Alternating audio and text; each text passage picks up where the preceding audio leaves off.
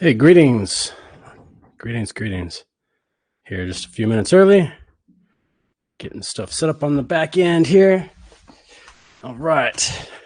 Welcome. Let's see. Participants coming in. Nice.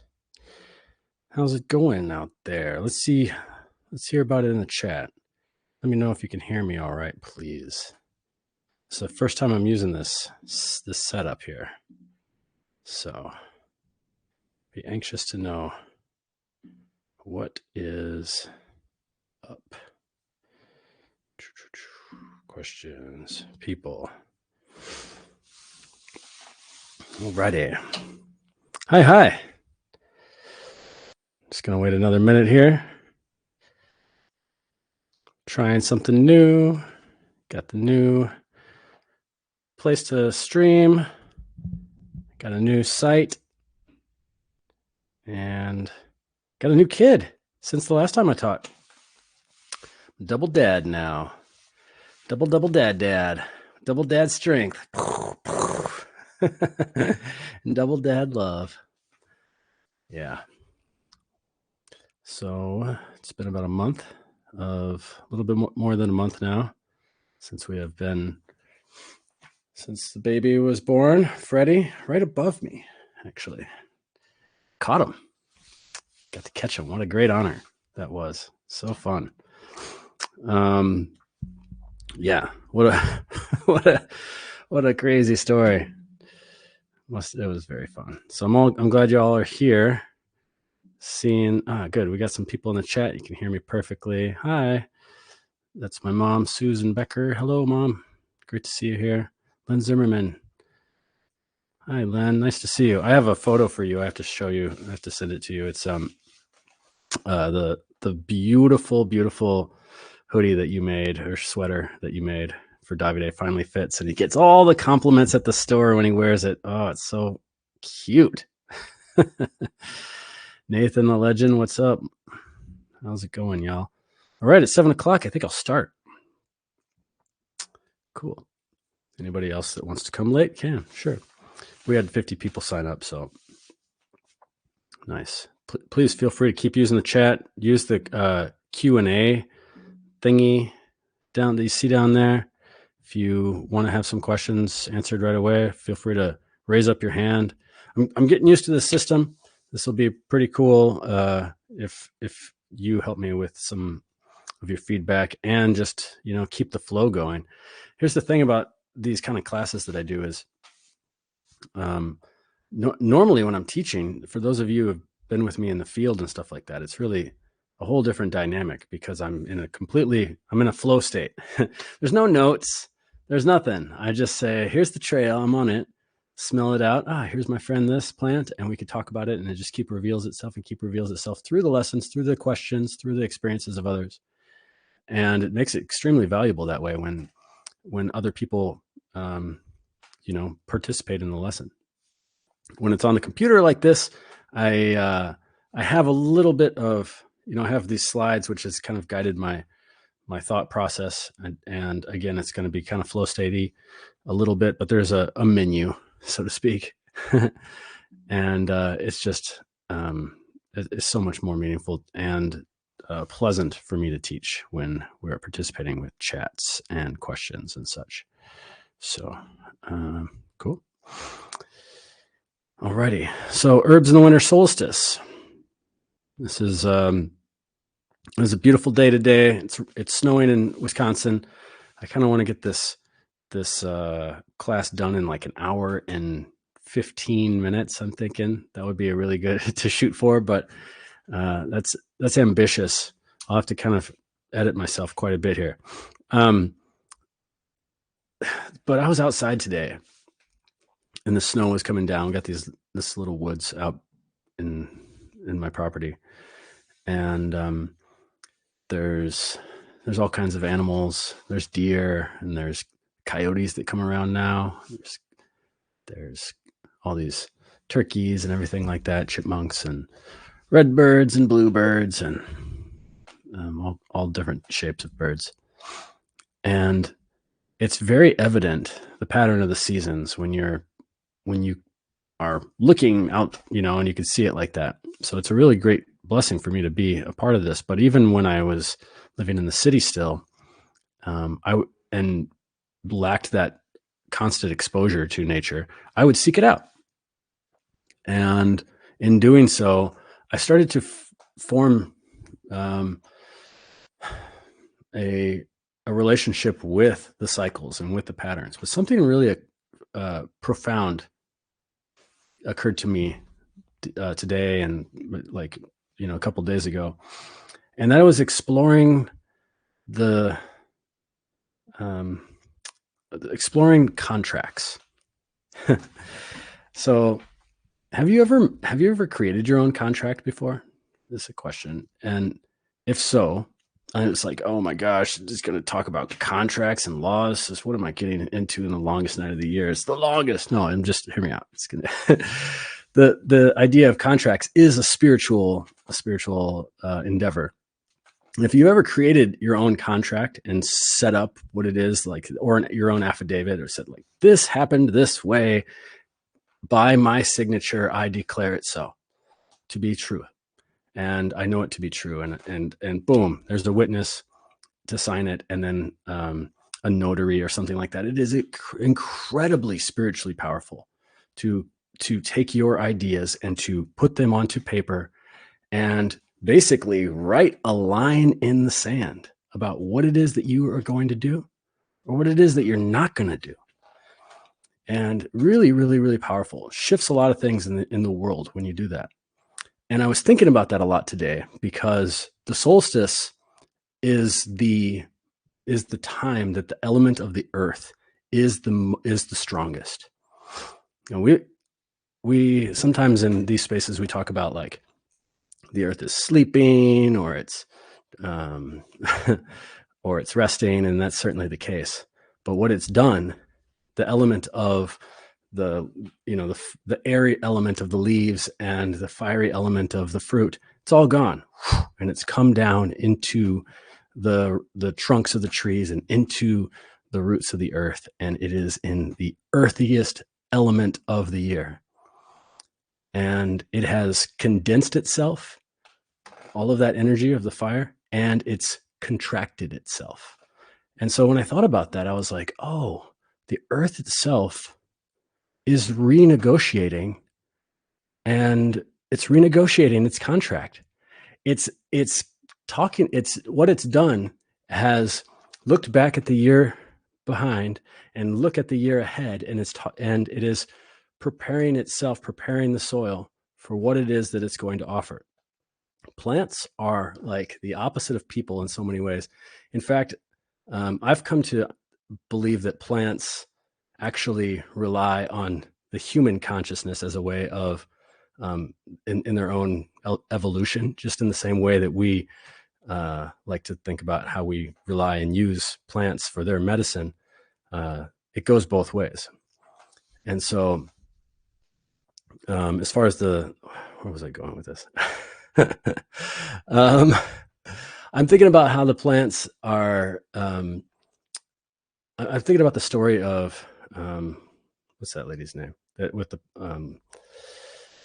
Greek story, the daughter of Demeter, Persephone. Okay, she falls in, or she gets kidnapped or whatever, she falls in love, depending on who's telling the story, with Hades, the god of the underworld.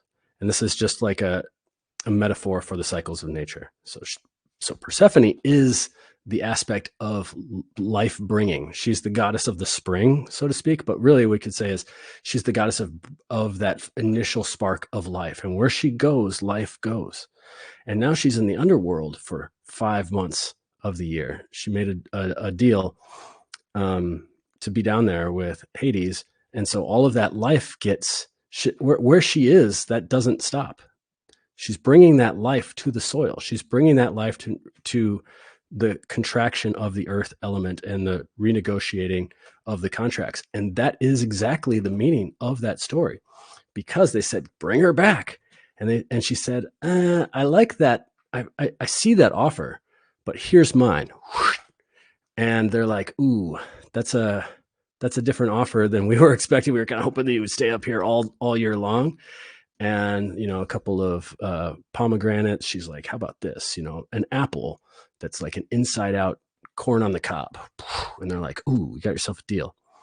And so, in other words, in the opposite of yes, I was talking about the opposites of humans and plants, how we have a lot of opposite traits, right? We breathe out what they breathe in. They breathe out what we breathe in. Our heads are up here navigating the space out here. Their nervous system and their navigation functions are in the soil, looking for the resources in the soil, the roots.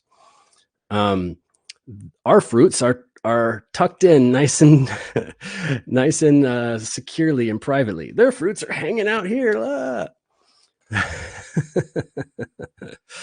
And when the earth contracts, it can also give us a signal in our own life to think about what it is that we are, what contracts have we made?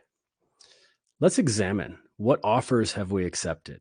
What would we like to renegotiate? Are we tacitly agreeing to this thing or explicitly agreeing to this thing? What about what we can put on offer? Here's my offer to put forth in honor, by the way. That's what I really feel like this season of the solstice has really invited me to examine is how do I want to contract? And it's examining the work that I've done previously. This is why January is named after Janus, the two-headed god of the doorway. He looks forward in the year and says, I have all these New Year's resolutions. This year I'm going to get off my lazy ass and get to work. And he says, also looking back with his other head, he says, wow, boy, that was some habits I can break, or that was awesome of this year, or that sucked about this year. And so we go through the doorway of Janus, January, with this in mind. How do we want to, what kind of proposals of the contracting of our earth do we want to negotiate, of our salt, of our material that we want to bring forth and bring it so that when it is the time of the year for the fire, when it is the time of year for the air or for the watery connectedness, that it is according to the deals, the way that we thought about it, our line in the sand, recognizing what we've agreed to and what we haven't. And that comes down to, that's something that can happen in a personal, something personally all day long. Have I let the fit that my 2-year-old throws like ruin my day? This is an offer. That's it. It's an offer. So I could negotiate that with myself. And I think that the time of year that's really soft and really gentle and actually encouraging of that is now, the winter solstice, the longest night. It is about death and rebirth, the death of the sun. Here's another thing too that I want to mention. Everyone has the option. There's an offer to have a personal relationship with the luminaries, with the sky, with the sun, a personal relationship, especially the sun. Okay. Is that so far-fetched? Okay. In these spaces, we talk about building relationships with plants and natural world and animal spirits. Why is it so far-fetched? Maybe some of the offers that we've accepted about the natural world are to be renegotiated, rethought, reconsidered, and that maybe some of these aspects aren't so far away. They're available for us to have a meaningful relationship with us in this realm. And so in my striving towards that, I see the arc of the sun and the actual sun itself as kind of like a pinhole of pure consciousness. And on the other side is the realm of absolute potential. You could say God, you could say heaven. and there's the sun, and it's changing its arc in the sky, and now it's at its lowest arc of the sky. And so this is the time of year where it's signaling to me to be low, to be humble, to put my head low to the ground. And in the opposite time of year, on the summer solstice, it's to exalt material. So we got it inverted in this culture. We really should be giving our gifts away, and with all of the shopping and everything like that on the summer solstice. That's really the inversion, in my opinion. So those are some considerations moving into the herbal stuff. Okay, now how do I move through this? Here we go. Just quick Tipica news. I just opened the enrollment for the Essentials of Vital Herbalism course. It goes from March until October. This is a really cool in-person course. And yada, yada, medicine making community, epic potlucks. It's the best. It really is the best to be able to learn outside in the field, but it's also an online course if you're far away. I got a couple other classes. I'm going to do some joints class in January joints. And this is not at the head shop next door. I'm talking about the Capricornian aspect of joints in January. Circulatory story. This will be the first day of Aquarius, which rules the circulation and the electric body, by the way. Herbs and the electric body. Aquarius is the electric body. And I am really identify with that as somebody who was sanctioned into this earth on the 8th of February. This one will be my birthday present to y'all. And also in my house, there's another very lively Aquarian sun that I have here. And then I'm doing biofield vibrational herbal consultations, all kinds of fun consultations on offer. I do regular herbal consultations, but I've been doing these tunings lately where I can access the biofield and yada yada blah blah blah. Okay.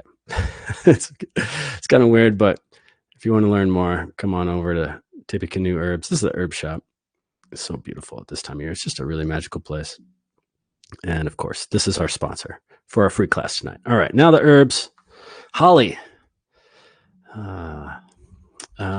I put holly first because I felt like I could talk about it a long time. And again, I want to watch my time and try to get out of here in reasonable amount of time tonight. So holly, holy. Oh gosh, where to start with this? One of my friends, Topher Gardner, who's from the Charisma podcast, told me that things that have spines are bioresonators with the land. And that made perfect sense to me. I always thought of spines as etheric antennas that have a way of capturing the etheric energy. And of course, also when you see spines on a plant, by bioresonators, I mean, the more spiky plants or if you have a spiky plant on your land, it actually brings the life for other plants. So having a cactus multiplies the amount of life that you might have on your land. That's why some of these deserts that have cactuses aren't actually barren. They have lots and lots of life.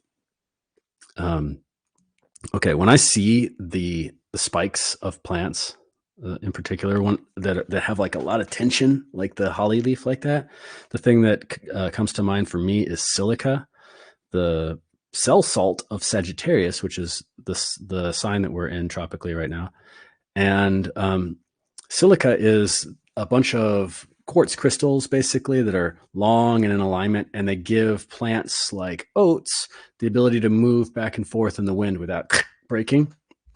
But it also has this texture to bring things to the surface. The cell salt of silica in Sagittarius is the thing that helps excrete, move something away from the boundary. So in other words, if you have something that's like chronically under the skin, like a boil that won't come to a head, silica comes to mind, or plants that are really high in silica, or if you have something that just won't form, like a bone that won't heal, for example, like a broken bone. It's not like herbalists are working with this a lot, but that's what silica helps with moving things out. Our hair and our nails, these are formations of silica. So it's not like, with the lack of silica, we have the lack of pushing this quartz crystalline structure out. This is part of the quartz resonant structure of our nervous system, our hair. And that's why this is the longest I've had my hair since my last kid. And I'm gonna, maybe on the new moon, I'm gonna cut it soon because I got a baby that I didn't fit. It's like, rah, rah, rah. He's got, what I'm holding him is like I'm on the reins of a camel or something. Okay. Holly is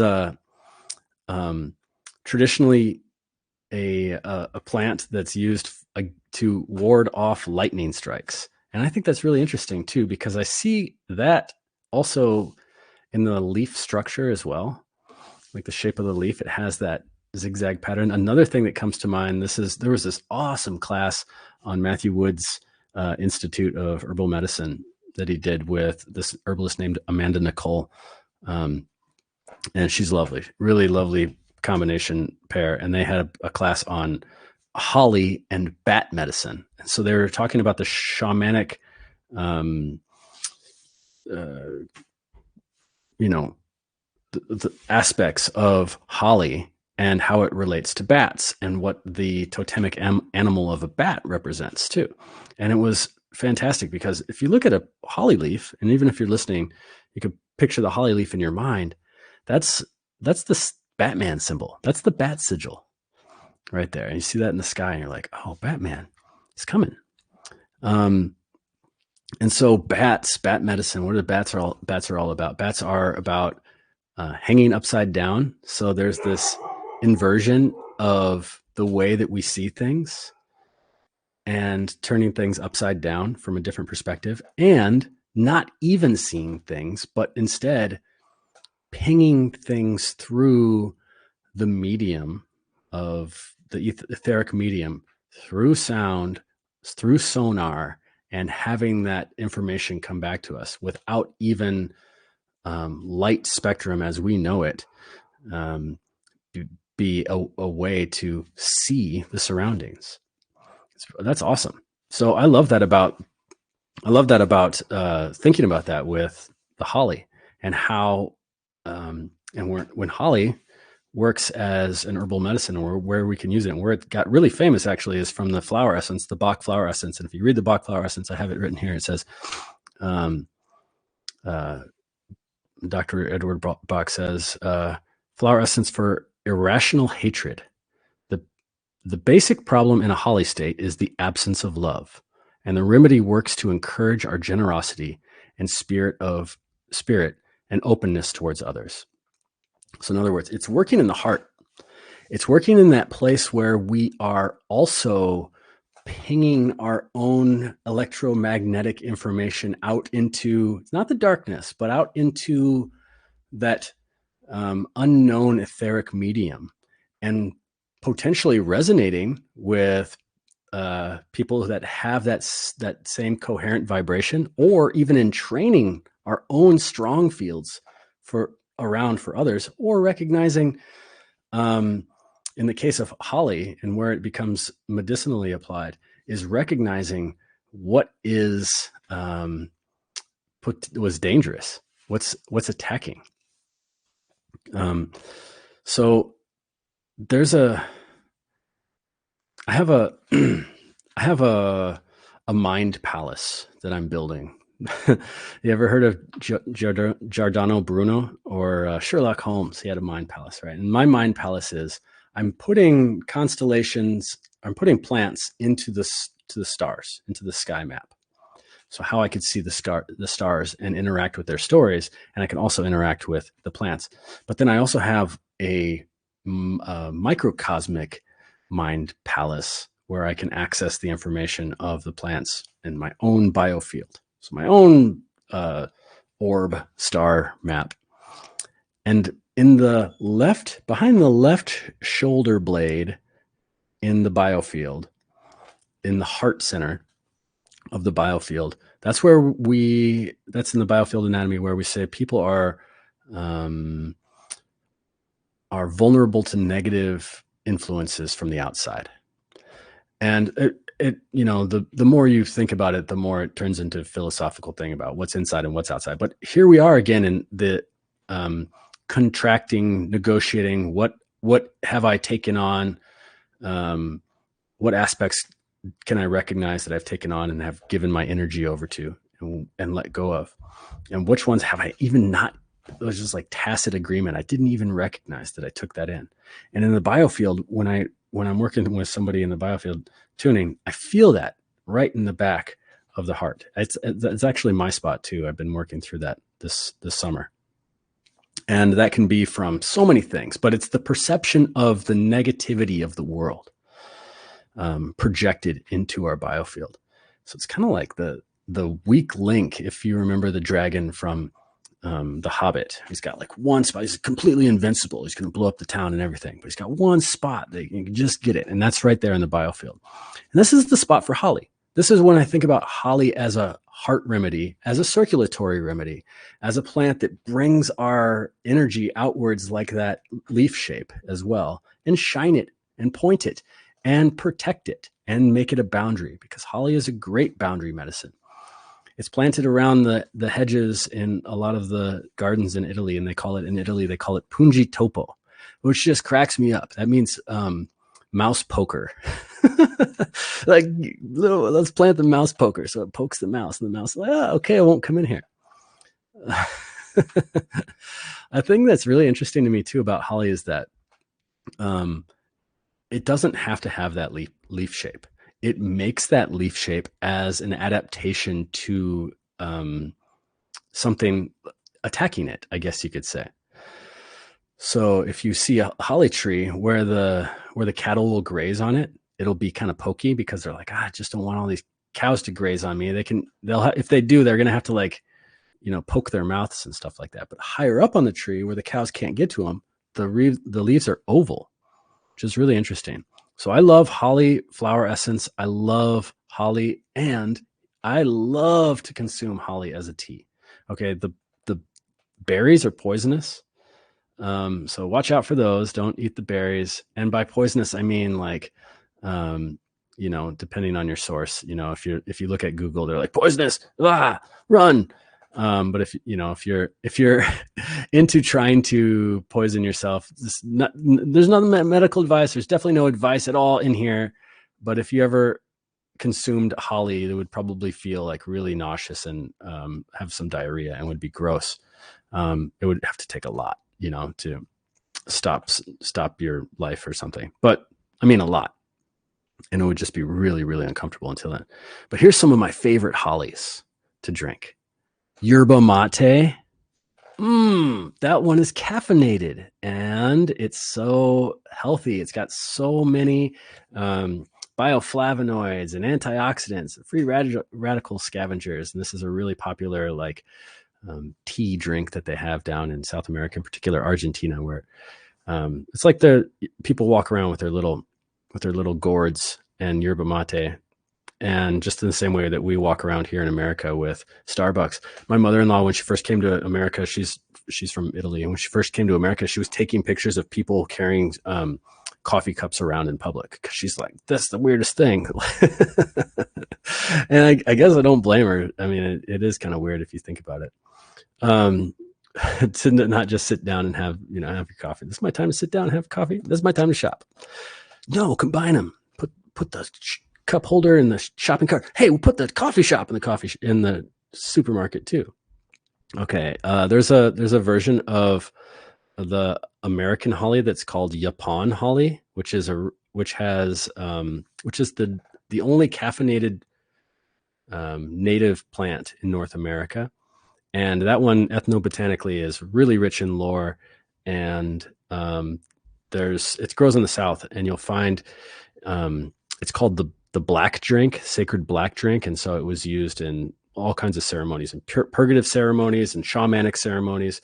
There's another one that's called Guayusa, which I imbibe into. And So yeah, those are all caffeinated, really nice hollies. This one particular right here, the deck the halls with boughs of stuff, Elix, what's it called? I can't see my screen. Elix aquifolium. This is the English holly. This one's not caffeinated, but it also makes a nice tea. In particular, trees are always going to be astringent. So there's always going to be a toning aspect to it. I think about the silica. I think about the circulatory system. I think there's the signatures right there with the red berries. There's the signatures of Saturn, Mars, pokiness, boundaries, the signatures of the bat. And again, yeah, the bat hanging upside down, inversion, everything is inverted. And that's maybe why what is being captured in the Hollywood experience. Hollywood, it's a special magical plant. It's a magical plant for illusion. If you ever watched Harry Potter, I don't know if Harry Potter or read Harry Potter, I guess it's a book first. I don't know if anybody had their magic wand was Hollywood, because that might just like expose everything, right? But that's what it is. It's a magical. It's regarded in many druidic circles for its magic. In my circle, in my toroidal sphere, it is certainly magic, and it is magical for the opening of the heart, especially when, like according to the flower essence, with the irrational fear or irrational hatred. Now, that could be my projection of hatred onto something else, like, oh, candidate A represents this, and that person voted for them, so I hate that person. Not the candidate A, but like you. That's really irrational. Or I'm afraid of candidate A because if they become blah blah blah. And there we are again, thinking about how have I let somebody I've never met, never met me, has actually never been in my life at all, control my life, control my day-to-day, suck this energy out of me. This is the renegotiating of contracts that I think that holly in the first plant of the solstice is really helpful for us. Being able to ground out that hatred. It's not like when hatred comes up, it's like, oh, everything's love and light, guys. Shh, turn down the hatred. Oh. No, all emotions are valid. Let them have a seat at the table. Bring on the hatred. Let's feel it all the way. Feel it all the way. I'm not going to accept that I am full of hate, or I hate that person, or, oh, they make, like, if we just had other candidate in, then my life would be so much better. No, it's recognizing that there's those emotions that are there, that actually they deserve to have some counsel with our experience in our mind, and ground them out. Ground it out. Holding that room for compassion. Holding room for compassion that other people, when other people project that hate onto us. Maybe we're up here trying to do our best life and everything like that, and there's the crabs in the bucket are like, hey, get down here, buddy. You got to suffer down here and just like us. No, I'm not. I'm going to get out of this bucket, and I'm going to go as high as I can go. See you later. And I have compassion for you. I forgive. Also, I get it. You're into that. You're into like hanging out together, and the bottom of the bucket is a crab. We're vulnerable to that, though, as human beings, as social creatures, and we're vulnerable to that because we love, and we're vulnerable to that because we have compassion. But we also have remedy for that when that is too leaky, and that astringency tightening. I just imagine the leaf of the holly at one point was oval, and it sucked itself in, and now it's got these spikes. So it's like holding its energy in while also protecting itself. Love that.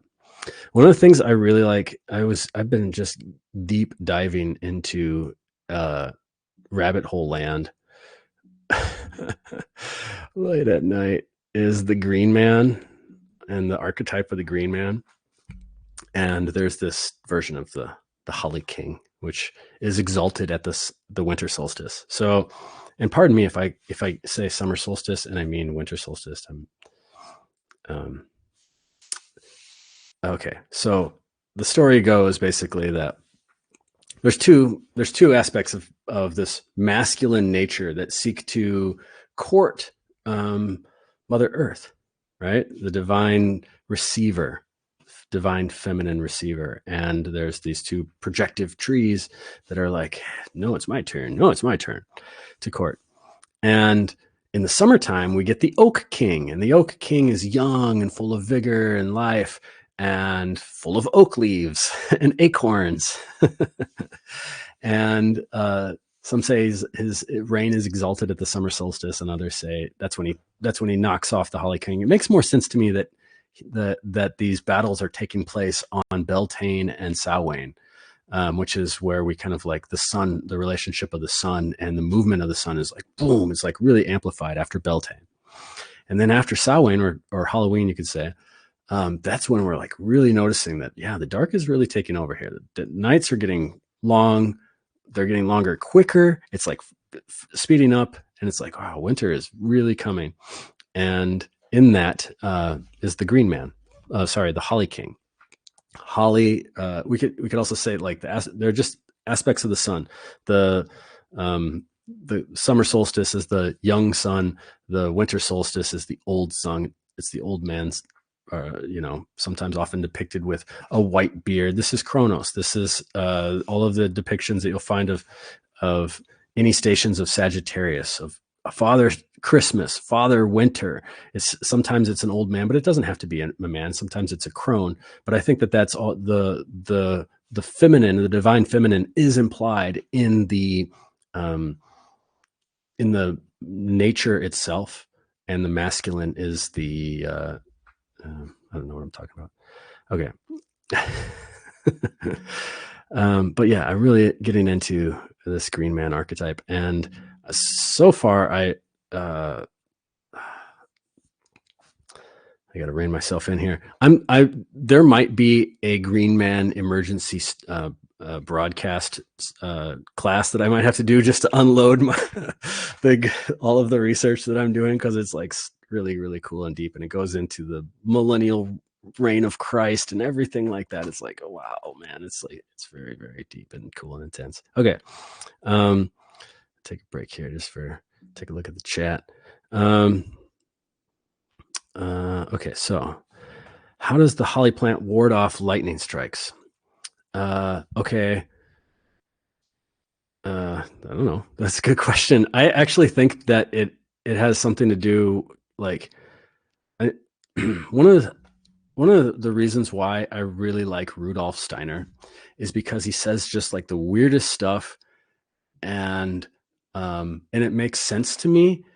And everybody else that he was talking to at the time was like, "Oh, Rudolf Steiner, such a genius! Wow, how did you understand that?"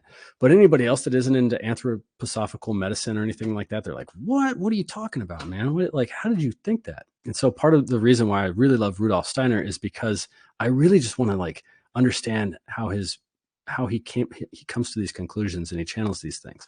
So the lightning strike thing, I think, in my most Rudolf Steiner aspect of explaining it is, I mean, this is a traditional Druidic practice.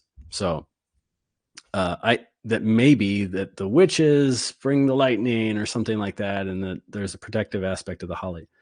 But I think that it has something to do with its relationship with the oak, and the oak being the plant that is the biggest attractor to lightning. Quercus, the oak tree, there's only one tree in the world that is struck more by lightning than oak, and that is the black locust. So why is oak struck by lightning so much?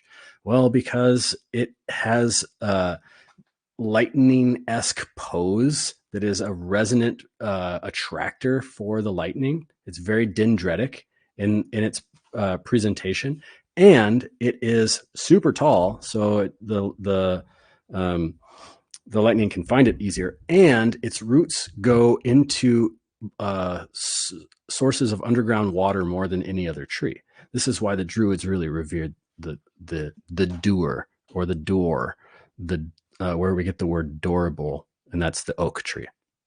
Now, the holly tree is the antagonist to the oak tree. It's the other side.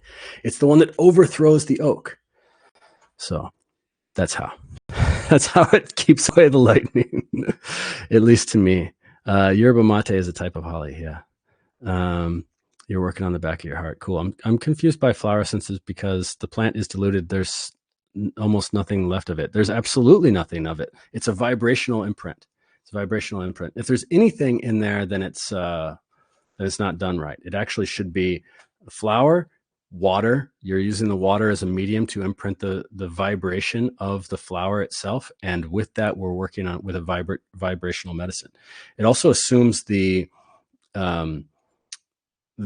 whole cosmological idea that we are vibrational beings first, and born of spirit, and then into mind, and then into emotion, and then into matter. And so by working on these causal and spiritual aspects of those further out sheaths, more subtle sheaths of our body, we can have some profound healing.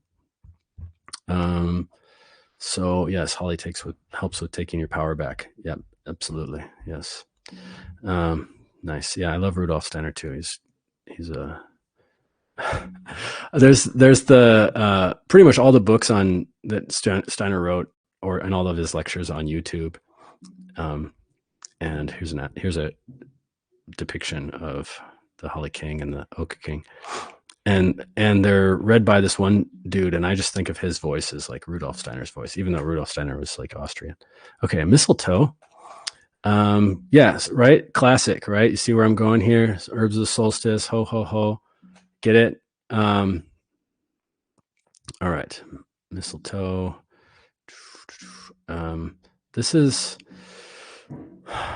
hemiparasitic plant, which means that it is green because it's got some chlorophyll, but it can't really generate all of its nutrition. So the way that it grows is that these berries, the fruit, are really, really viscous, which is where we get the word viscum. And they're white, which is where we get that word album. And the birds want to eat them. And so they chew on them, but they're like, dang it. It's like bubble gum. It's like sticky. And so they take and like the seeds stick on their beak, and they take their beaks and they kind of like scrape them on the branches. Dang it. Got this mistletoe goo all over my beak. And that's where they germinate, up high in the tree. And from there, they don't have true roots. They just have like little, nervous system apparati that integrate into the trees. And some of the trees that they are in are like they really like the oak tree too. Actually, it's like a sacred one to find them in, but they'll grow in any tree, right? And so because of that, like I think about mistletoe as like a very Aquarian plant too, because Aquarius is the water bearer. It comes from heaven. It's the air, heavenly plant. This plant isn't really connected to the ground other than surrogately through the roots of the tree, which is really interesting. And so there's this myth about Balder and Loki from the Scandinavian pantheon.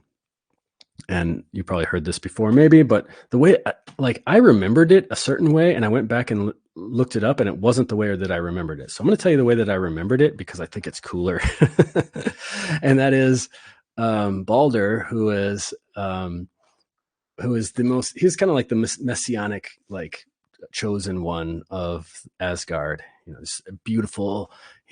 Everyone loves him. He's like the best. He's the best. He's the son of Odin and Freya, Frigg.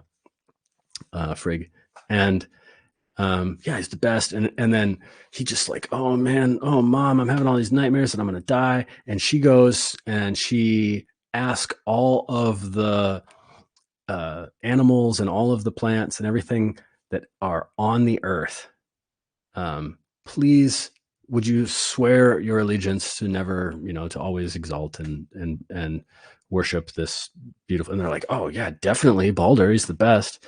So like the deer and the trees and everything like that. And the reason why I remember it that way is because the caveat was that mistletoe grows. It's not a plant on the earth, right? It's up in the branch. So it's like she missed it. But that wasn't the case. She just like forgot to get mistletoe. And then Loki was like, mistletoe.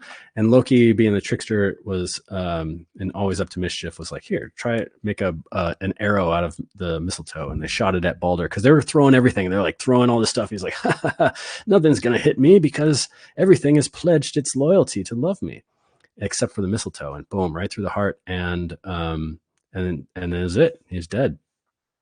And so I don't know what happened after that. I guess it's kind of like the Messiah left, kind of an idea for their pantheon. I don't know, but I do think that that's a really interesting, fun story. Okay, so now when it comes to the medicine of this plant, I don't have much experience with it. I think I comprehended enough to teach about it, though, and I think that's also a really important thing for herb teachers and herb students out there, by the way, is formulating your own relationship and understanding with plants before teaching them, instead of just bringing on what other people have said before, because there's so much copy and paste and a lot of stuff is wrong. But here's a little bit of my experience, what I understand about this plant by knowing this plant. Okay. Knowing this plant through its signatures, knowing this plant, meeting this plant. The first time I met it was in England, and I was just like, there was all these giant ravens everywhere, and there's these huge, what I thought was like raven's nest in the trees, and I was like, wow, so surprised that each raven had like so many nests, and it turned out to be mistletoe. But I was like, wow, because we don't have it growing in my area. But anyway, after researching it and bringing it up to my mind again, I'm excited to work with it again as soon as possible, because it is a very effective nervine relaxant, in particular, like nervine relaxant sedative, and particularly on the circulatory system. So where the axis of the nervous system meets the circulatory system can increase blood pressure, just the feeling of tension and anxiety in the body. A lot of times when people are working with high blood pressure, it's like a signal in their body about something to be, I'm sorry, if people are working with anxiety, they don't actually realize that there's a tension on constricting their blood vessels. A lot of times magnesium is really helpful for that too. But this plant, mistletoe, it's a vasodilator. So it's effective at lowering blood pressure through the nervous system. Pressure dynamics, okay? Pressure dynamics, which is a tenet of vitalism. So that I see that a lot also in the signature of the plant. Like, I'll get to that in a second here, because I want to talk about, it's also indicated a lot for fertility. So if we're thinking about circulatory system, pressure dynamics, equalizing the pressure in the body where it wasn't equal before, maybe holding too much tension in the head, and that tension or that proper flow can't flow down to the creative areas of our body, right? The pelvis and whatnot. And so this is why I think that it's really helpful for fertility all throughout the nervous system, not like a plant for fertility because it is like I always try to get away from saying the word aphrodisiac, because it doesn't really help understand how the plant works at all. When if I say nervine relaxant, that that reduces or that equalizes the pressure of the blood and the fluid dynamics of the body, therefore promoting fertility in men and women. And there's the signature, the terminating stems with two balls that are full of sticky goo. That's the signature right there. Okay. That is what lunar Neptunian influence. Whenever you see like there's a tranquilizing aspect with white viscous goo. You could think about that for opium poppy. You could think about that in wild lettuce. Milky oats is an example. Milky oats isn't necessarily like tranquilizing, but it is a nervine tonic. It has an aspect of regulating the nervous system through its latex. It doesn't work without the latex. The milky oat doesn't. And so yeah, the way that I think about this plant is, I'm going to give it this saying: a heart full of mindfulness. That's what this plant is. A heart full of mindfulness. And being in the Aquarian station of my mind palace, it is like bringing the mind fully into the heart. And which is, the challenge a lot of times for the Aquarius, being so like having my mind out here and there and a million places at once. It's like bringing that mind fully, boom, into the heart. And for the axis across 180 degrees with Leo, with that massive heart already full, it's like mind full of that full heart. A heart full of mindfulness. Like the feeling of kissing. There's nothing like the feeling of kissing under the green forever plastic with white berry shaped plastic children's choke hazards, right?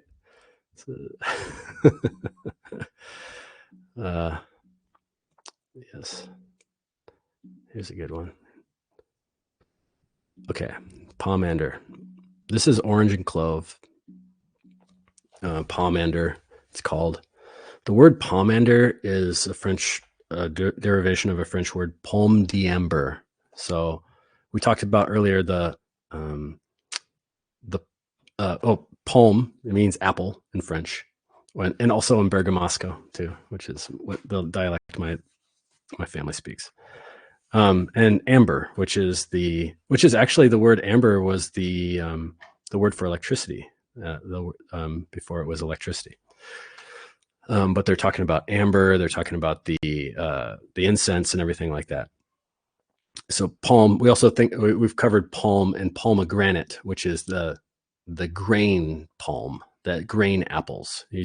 Yes, here's the deal: inside out apple mixed with corn on the cob, and I could stay in hell for 5 months. Okay, you got yourself a deal, Persephone. So that's why I think that myth is so relevant for negotiating the contracts of nature. Okay, so oranges, so-called vitamin C. I'm not really sure if vitamin C is actually a thing anymore, but certainly what's there are free radical scavenging ascorbic, citric, malic acids, and a variety of other bioflavonoids that are in the orange. And I feel like I'm in the Garden of Eden in December when I'm eating citrus fruit. I just gobble it down. They're so good in December. Oh my goodness. It's so good. So good and juicy in December. Love oranges and mandarins and everything, and just gobble it down. Like, speaking of the Garden of Eden, there's a channel called Old World Florida, and Dr. Narco Longo, his name is, and he has a very convincing argument that Florida was the site of the Garden of Eden, and that the forbidden fruit in the Garden of Eden was the orange. And anyway, so, and then so the thing about the oranges too is, like, we think about the vitamin C, so-called vitamin C. Don't want to get into that right now, but the orange peel itself is also an incredible medicine. It's a really good one for stimulating, warming the stomach. I always, I like to get as organic as possible. Wash the oranges, peel them, save the peels, throw them in some tea. And one of the signatures of the orange is like the skin on the outside. If you have skin like your pores are too open, like the way that an orange looks, like maybe you could see it in the foreground here, that would be a signature for working with orange to help with the expression of the tightening up the pores.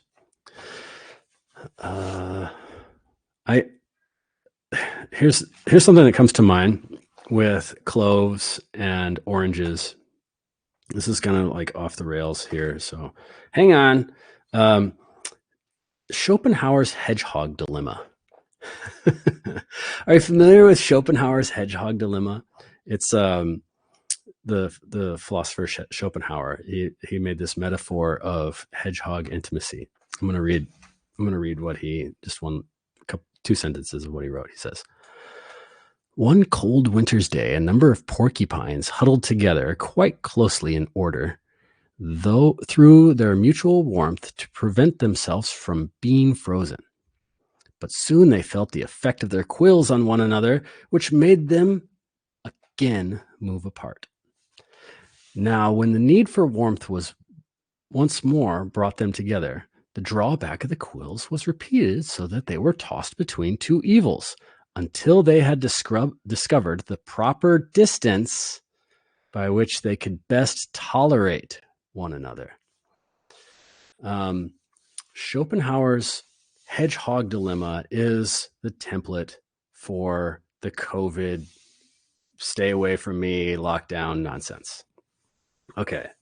that is definitely the context for a COVID spell. So this is mind-blowing to me, because in the first 2 weeks to stop the curve, or whatever it was called, I was contacted and in touch, so to speak, with so many people because of the fear of what was going on, the uncertainty. And it's so weird, because it's like the opposite of Schopenhauer's. We like not actually being in touch. Nobody was actually there. It was like, phone calls and stuff, but a lot of people. And my response was orange peels boiled with ginger slices and clove. Like, just drink that. And you'll be fine. And everyone can find it. It was like everyone's there. It's not like, there's all these other remedies that all these other herbalists are talking about, and pleurisy root and astragalus and all these things are like to the regular person, what is that? And just something simple that will help with your mood and lift you up. But I did not even realize at the time this hedgehog dilemma. It's so profound to me. It's so profound. Oh my goodness. Okay, so these are. I'm just gonna get a little schizo, and then I'll bring it right back. Okay, reminiscent of sea urchin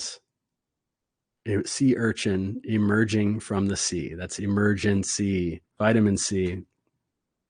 Okay, I'll be so blessed if the words coming out of my mouth actually make sense. Let's move on. It makes a lot of sense to me. Okay, so this is another thing that gave me that schizo thought. This is the original pomander, and you would put in there all these different kinds of spices. You would put in there, cinnamon and rose petals and actual amber and things like that. And you would either wear it around your neck, or it would be a charm. And it looks like an octopus to me, like emergency, emerging out of the sea, blah, blah, blah. Okay. This is also the realm of Neptune and confusion, blah, blah, blah. Okay. White pine. Back on track, promise. Okay, white pine. This is a pine tree from my house. It's right above me, actually. Chilling out. My 2-year-old was like, "We should put the turkey feathers that we collected all year on the top." I was like, "Yeah, that's a very good idea." I'm so glad he thought of that. I'm putting white pine, but we could say evergreen. We could say, I love white pine. It's my favorite of the evergreens, and I could really talk about it a lot in the medicinal applications of this particular pine. But when we bring in the spruce, or when we bring in the fir, or even the juniper, we are recognizing the evergreen, the everlasting life, the thing that provides that, when the sun goes away, when that which brings life to all the world, the Son of God, goes away, and we have this singular access to our center. That's what there's so much meaning in the evergreen tree. And it's not just evergreen, live forever, the sun's going to come back, y'all. It is a pull to the central axis of the unmovable mover of creation. This is the mercurial axis that connects us with our creator, that we each have the opportunity to participate with. So on a fractal aspect, that is the center of the world and the North Pole. The North Pole, or the center of the world, wherever that is, which is always basically right where you are. Nobody else can ever say that. You're always the center of your world, always. It's so funny because, growing up, like, parents, they always had this half truth that was like, oh, so what, you think you're the center of the world or something? It's like, yeah, you really are. You are. I am. You are too. And I'm not being solipsistic. I'm being absolutely rational. From the center of the world to Polaris, the North Star, that everything else moves around. That's the still point. That's the still point of the sky, of the heavens, connected to the still point of the ground. That represents the center in which we all strive to be. The center of ourselves. When we go into center, when we're invited in this time of year to be in our own center, go within, be quiet, be calm. Find that precious silence where nothing is moving and everything else around you is spinning around like the whirling dervish. That's what the pine tree represents. That's what the spruce tree represents. That's what this conifer central pointing pillar that we put in the center of our house and go around in a fashion like this and put presents under it, and everyone comes around to it. We have that fractal in our own spine. Spine is an anagram for pines. And we have that fractal into our home. And if you're lucky enough to have a fireplace in the center of your home, then that is that central aspect as well. Moving out into the community, the place where we gather, where we have that central meetup spot, and the particular trees that might be correspondent to that. These are the world trees. This is the place of the market. This is the place of the law, of the justice, of the festivals, of all that is sacred and all that is mundane. And that is the representation of bringing this tree. It's to connect with our pole, our central axis. And of course, so this is a new shirt I'm repping here. This is a cool shirt. It's based on the original flag of the United States was a pine tree, or I should say it was like the revolutionary flag. And it says, an appeal to heaven. And I was like, oh, that's pretty cool. But it's also like kind of like a war cry or a revolutionary cry, and I'm not into that. So I wanted to balance it out. So I found a white pine tree with the roots intact, and it's an appeal to Father Sky, or we could say heaven, an appeal to Father Sky, an appeal to Mother Earth. It's organic cotton. And one of my Instagram homies, Black Spruce Herbals, reminded me of this thrisis from the Dionysus, and the followers of Dionysus. This is Dionysus. Dionysus, maybe you've heard the story of Dionysus, born of a virgin on December 25th, and died, resurrected, blah blah blah, the whole thing, right? So I think it's really interesting because the Dionysus carries this central staff with a pine cone at the top, and it's fashioned with ribbons and grape leaves. And I also think of Dionysus as this Ophiuchus character too. Ophiuchus is the sun just left Ophiuchus. It was in Ophiuchus for 17, 18 days. And So the sun goes around the zodiac, and we think about the 12 constellations that it's in, but it's actually 13, and the 13th one is this hidden one. It's the Ophiuchus constellation, and the sun goes through it. It's I'm talking astronomy, not astrology right now, but Ophiuchus as a constellation propels the viewer because it's a Rukin figure. In other words, it is like it's got its back turned towards that way. So when you look at it, it's looking in the same direction that you would be looking in. It's like invites the viewer to see what it's seeing, and it's looking up towards away from the plane ecliptic and into the North Star. That's where it goes. It goes up to the North Star, to that singular central point, unmovable point. So it's almost like getting out of this wheel, getting out of this rat race of cycles and cycles and cycles of nature, which is our experience and our right to experience, and to have a relationship with the sun, but also to have a relationship with that central unmovable pillar, which is, boom, at the top of the spine, right there, the pineal gland. Pineal gland, named so because it is in the shape of a pine cone. So pine cones carry that frequency to tap into. Of course, if you ever look at a pine cone, like from the bottom of the pine cone, it's just mind blowing. It's just mind blowing just to watch, just look at it, and the spiral, sacred geometric patterns, and marvel at the math and the geometry and the perfection of it. It is absolutely marvelous. So grapes, I think of grapes as Ophiuchus, and because Ophiuchus is holding the serpent, it's a serpent bearer. It's like he's holding up grapes. Anyway, that's my mind palace. We don't have to go there. But I would love to tell you more about pine medicine. I'm doing a course called later on this year called Turpentine. Wait, it's Turpentine to Reclaim the Power of Pine. And it's all about turpentine, and as an incredible herbal medicine that is starting to make a comeback, but I feel like it's very underutilized for how incredible of a medicine it is. Yes, turpentine.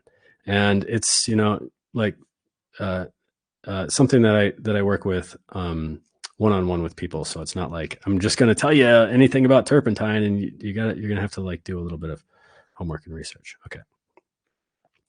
Looking at some, looking at some of the chat here before we go on. I've heard, we're going back to the mistletoe. Bailey says, I've heard the berry is called oak sperm. Yeah, that's what the Romans called it, right? Narcolongo has a great perspective. Yeah, he's funny. I bet orange peel tea would taste good with cloves in it. Yeah, go easy on the cloves, right? It's really easy to overdo the cloves. And the white pine, the mighty white pine. Yeah, it's so mighty. To me, it is like, I feel it's like the king of winter, like masculine. I mean, look at the name. Look at the botanical name. Its name is it is totally masculine, phallic shaped king of winter. Okay. In Latin, that's pronounced pinus. Pinus. Americans pronounce it pinus, but we don't speak great Latin very well. I'm fortunate. I have a Latin speaker in my home that it's so awesome, because I actually get to bring up all of these old Latin manuals that have never been translated, and we get to go. Sometimes we have like a little date night where my wife and I, where she just like translates the old Latin, like 1500 Latin herbals, and it's really cool. Anyway, moving on. Amanita muscaria. I'm gonna need a minute to bring up my notes. I don't have many notes on this because I don't work with this one. I actually wanted to send you over to my buddy Ash Ritter, who's got a awesome herbal company called Black Sage Botanica. She's an ethnobotanist and just awesome mushroom alchemist. And Black Sage Botanica has all kinds of courses and stuff on this particular herbal medicine. I know it's not a plant, but that's something that we claim in our apothecary is mushrooms. and some really good classes. But you could also find some interviews and stuff online with Ash Ritter. She's my homie, and so I'm saying that because this is likely a poisonous.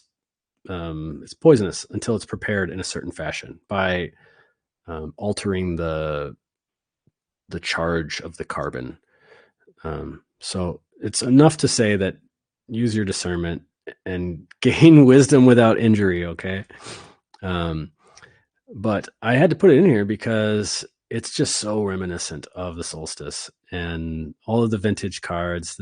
I wrote this song.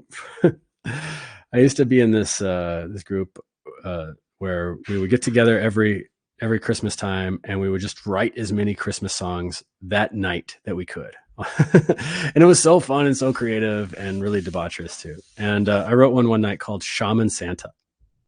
And it was about this. It was the opening line was, Shaman Santa was an anthropomorphic mushroom man. And that's what by now a lot of people are familiar with the legends of Santa being what is Santa? Like, what the heck? It's like this crazy amalgamation of Mercury and Saturn and Amanita muscaria shamanism, which it comes from taiga and all these places in Siberia, all these places in the very far north. So the fly agaric mushroom, unless it's prepared properly, is poisonous. So one of the ways that it can be prepared is by the reindeer eat it, and then the urine that comes out of the reindeer contains some of the muscimol, which is the psychoactive portion of this plant. And by drinking that reindeer urine, right? Okay, it's fine, whatever. We're not shamans. Maybe, maybe we are, but you can go out of your mind and fly with the reindeer and so on and so on.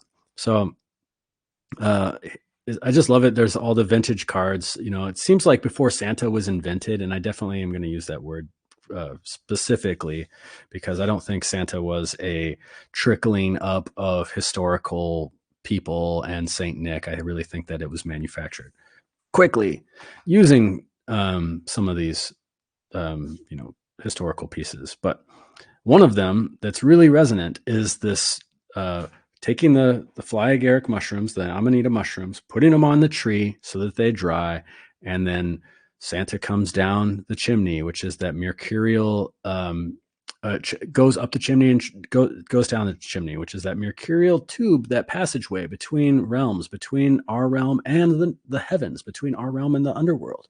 That's the center that I was talking about.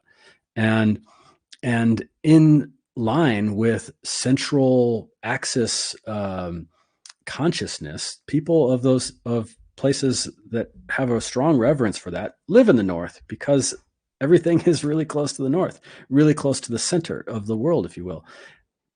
So even the houses would be circular. Even so, in the circular house, you would have your hearth in the middle. Hearth is an anagram for heart as well as earth. And you would have that hearth in the middle, and you would be able to have a chimney and blah, blah, blah, right in the center. Okay. I see the Amanita also as a nice description of the realm. It's very descriptive of the realm that I envision, which is something that has this central axis that goes between, look, the firmament dome of the cosmos above, and so on. And the connectedness to all that is alive in the wintertime below in the mycelium.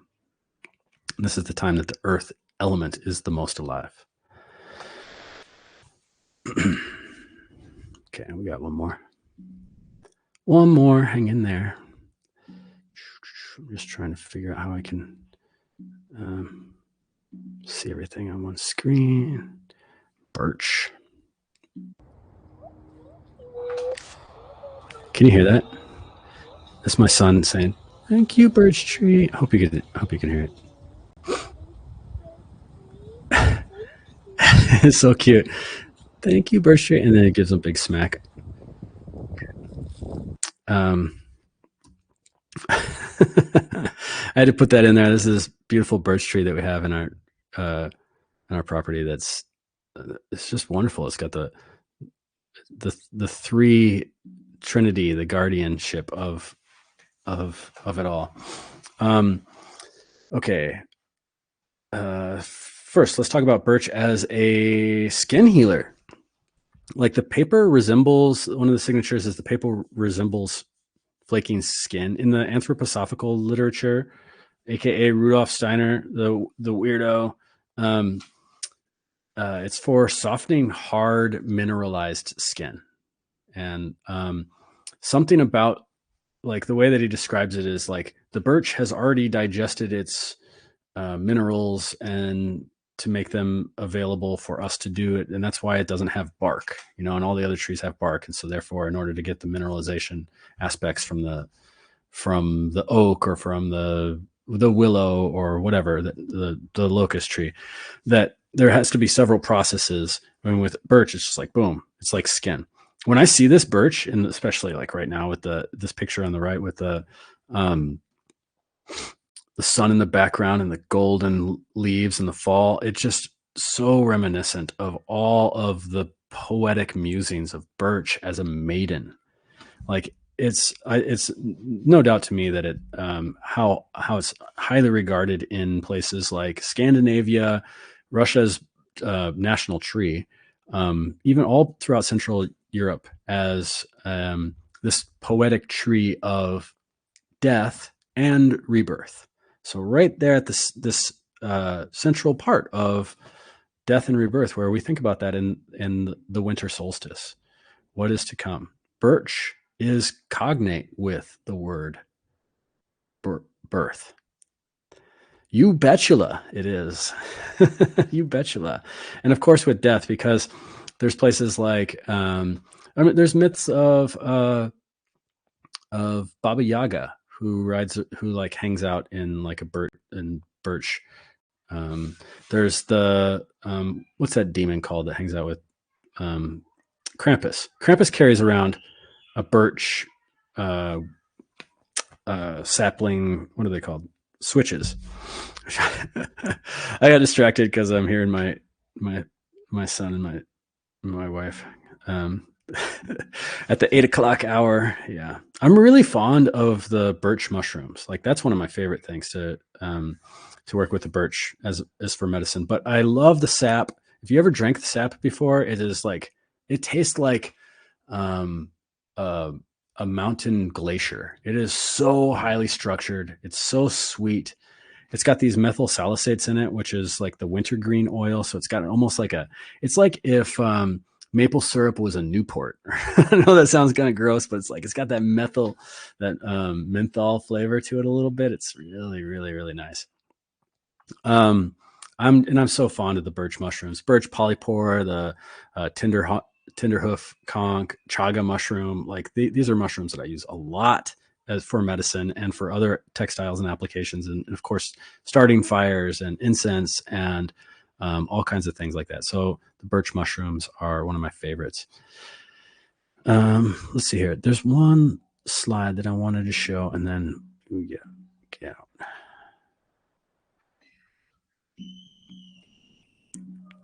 This is hopefully all that screaming's all right. This is some author that has influence in the neo-pagan movement made this lunar calendar based on the Om, which is sometimes looked at as if it is pronounced Ogum or Ogum. It's pronounced Om, like Om. It's the same word, which is the original word. And so anyway, it's kind of like an arbitrary interpretation that's been egregorically imprinted by neo-pagans into having some weight and validity. And so they put birch or Beth at the number 1. And look at this, if you can see it's December 24th through January 20th. And so coming up right now, like that's the next moon is the birch moon, which is that January young one looking forward, old one looking back, triple goddess, maiden, mother, crone, all together in one. Right now we're in the moon of Elder, which is called Ruish, or Resh, which is also cognate to the Hebrew word, which means breath. And of course, Elder is really, really helpful for the lungs. And I really like Elder as a plant right now for the solstice. I think it makes a lot of sense. And I didn't put it in my slides, but it makes a ton of sense to me. And here it is. I just threw this in at the last minute. All right, last one.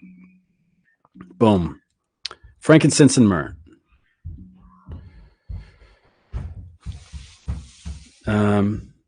Yeah. Three wise guys, magic astrologers, Babylonian astrologers, fall on a star, bringing gifts of gold, which represents the land, frankincense, which represents the air, and myrrh, tears of myrrh, which represent the water, to Christ. That's the land, air, water. That's the law. Frankincense and myrrh. These are the plants, though. At the time that we're told that Christ was born, I think it was the Feast of Trumpets in September, but here we are now, looking at the myths of the wise men, and at the time that he was born, and let's just say that general era of age, frankincense would have been worth its weight in gold. And so if you were traveling to give a gift of frankincense and or myrrh, you would have this huge posse with you. You would have soldiers, you would have all the horses, men. It would be a really big deal. And just because, traveling across the desert with something so valuable. So this was an incredible present, I'm sure. And I also think that it's allegorical, and I also think that it's real. So it's both. It's and both. Frankincense is something I put into my Sagittarius box. I think it's very solar, and myrrh is very lunar.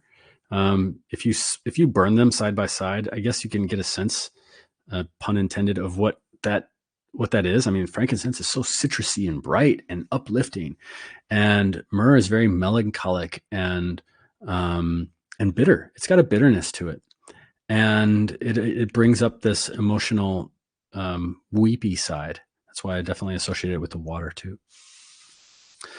But anyway, both of them together are along with pine resin and any resins of any conifers or resins of plants, are probably some of the most, potentially the best plant medicines there are.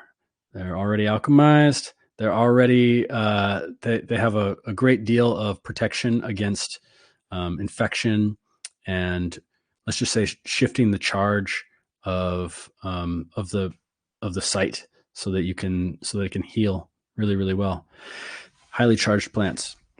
Not really, of course, a lot of people will say that they're like antimicrobial, and that's the word I'm getting away from, because I'm not into that paradigm anymore. But I would say it's highly charged, highly charged.